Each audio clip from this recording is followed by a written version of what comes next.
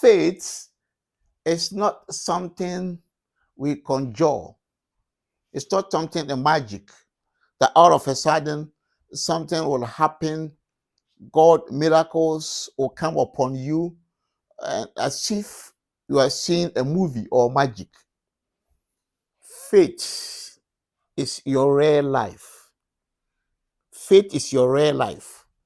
When we talk about faith in Christ, when Jesus says, if you have faith as a mustard seed, nothing should be impossible to you. Have faith in God. If you say to this mountain, be removed, and you will not doubt, it will remove. When he says that if you have faith as a mustard seed, you will say to this sycamore tree, be uprooted. If you don't doubt it, they will be uprooted. Why? Because that's the life you have. What should be uprooted?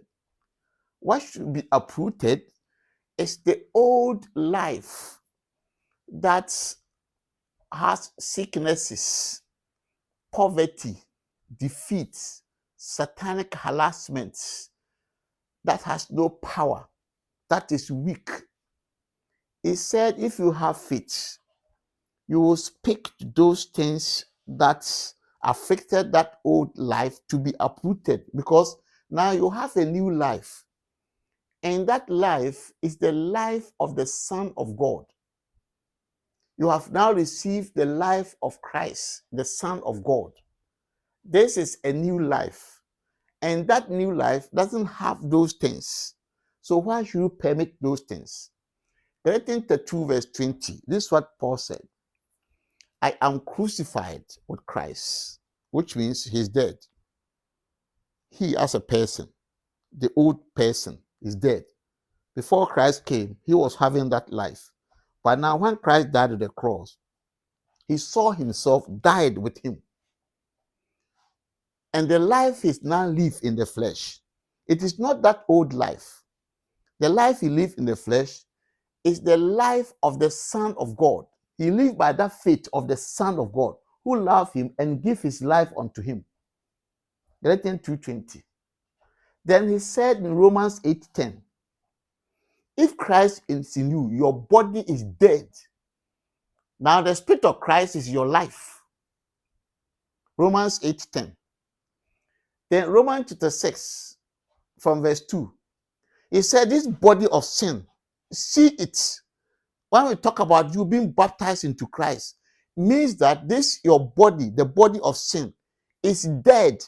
So don't see that body again. It's dead. Then he came to 2 Corinthians 5:17. Therefore, if anyone is in Christ, he is a new creature. The old is past. Behold, all are become new. That is what we call faith. And this life of the Son of God has all power in heaven and earth. That life is not sick. That life is not poor. So if you are living that life of faith, you don't tell God, heal me, give me money, prosper me. No, because those things you are asking God to give you are not that life you are living. Why do you ask God to give you something which is not your life? Heal you from something which is not your life and give you something which is your life. God, heal me. Heal you of what? You are not sick. Why should we heal you? Because that sickness you are having is that ghost life. Cast that ghost away. That's all. So Jesus said, if you have faith, you will cast this away. So if you are pleading or chasing somebody for miracles, it means you don't have faith in the life which Christ has given you. If you are crying on your bed, why am I sick? Why is this poverty? Why is this? Why is this? You are being hunted by your old life, which is not existing. It is non-existent. It is a ghost life. Cast that ghost life away and you'll be okay. That is all what it means to have faith. If you can understand this, you think faith is a magic like the old covenant. The people were not new creatures. They were not sons of God. They didn't have Christ's body. So when they are sick, they cry unto God for for healing. When they are depressed, deprived, they pray to God to strengthen them, God to give them their needs. When they are being attacked, they don't have any power. They cry unto God for deliverance. When they sin because they live in the body of sin, they cry to God for forgiveness. But these are old life. You don't have them. So when you are sick, the ghost life is hunting you. So all what you do is to catch it away. Look at the new life. It's blessed with all spiritual blessings. Why? Because it's a spirit man. It's not even a flesh man. You are not in the flesh. You are a spirit man. You are not a natural man. You are a spirit man. When you can't figure all these things in your mind, believe them strongly, and live, you allow the ghost life to hunt your life and destroy you. So if you are living the life of faith, you are living a real life. It's not a magic. So now maybe this one will turn. No, the life you are living, that maybe I want to be very rich, I want to be very healthy, I want to be this. That's the real life. You don't say I want to be. That is what you are. You don't pray to God and conjure something so that you will be healed. No, your new life has no sicknesses. The sicknesses you are having is a ghost life. It's hunting you. Cast it away. That should be your work. Cast it away. If you have that faith, this is what I am.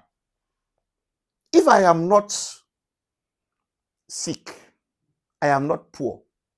Why should I allow poverty and sickness to control me?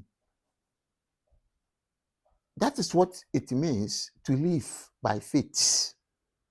So live by faith. Live by faith. May God help us and bless us so we can live by faith.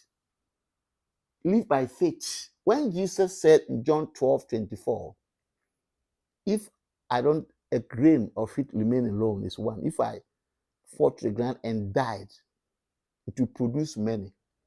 He was talking about you, bringing you up after his death. Because when he died on the cross, we all died. When Jesus died, all of us died. 2 Corinthians 5, from verse 14 to 17, explain that we don't know Christ the flesh again. Why? Because when he died, we all died. So we also don't have to see ourselves in the flesh again. Now, if anyone is in Christ, he's a new creature. The old is gone. The old has that sicknesses. The old has that poverty, that satanic harassment. If it is gone, why should we allow it to control our life?